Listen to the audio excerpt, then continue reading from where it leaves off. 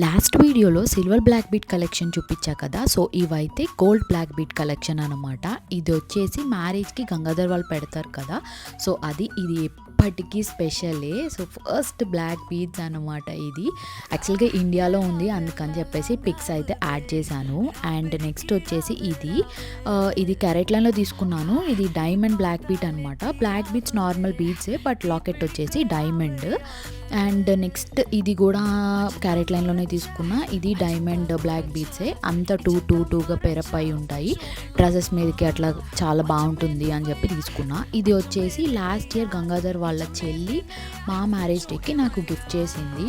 Like gold and normal black beads, locket కూడా నార్మల్దే అనమాట.